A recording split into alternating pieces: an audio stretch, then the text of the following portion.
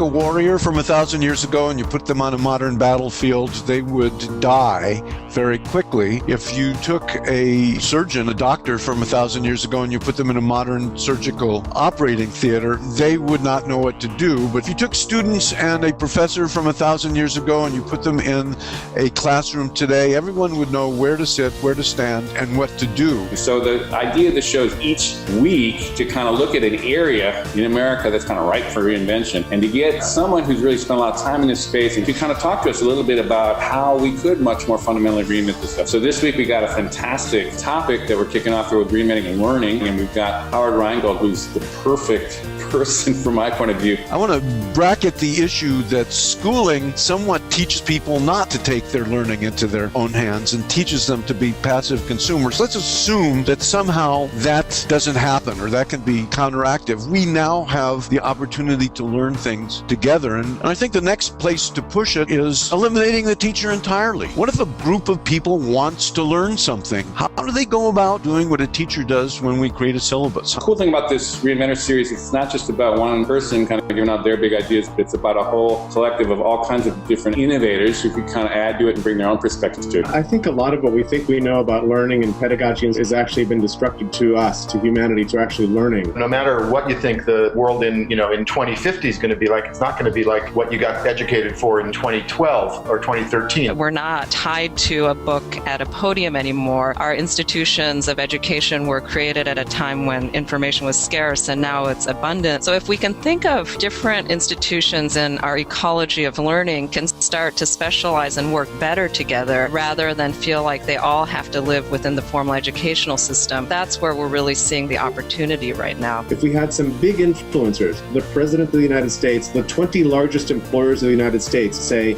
we are eager to hire people who just show us that they can do stuff, regardless what piece of paper they have attached, whatever credentials they think they've gotten. We're looking to reinvent social credentialing so that we can vouch for each other and what we know. I think that would be a really great thing. One of the people I've learned from a great deal about this is Mimi's work with young people who are learning about the things that interest them. It's really about building the educational system around real life and real purpose rather than the other way around. How do we most effectively really bring these tools in, create understanding and value of them to ultimately move the needle? Part of that is taking that away from the abstract or something that's technical, like I want to learn this idea, and creating personal stories around that become rich pathways for people to be able to follow. From Mark Ohlert on Twitter says, do we even talk to our kids about what it means to be good learners? Let's together build a beautiful web that any learner can fall into and learn. So let's not abandon the schools,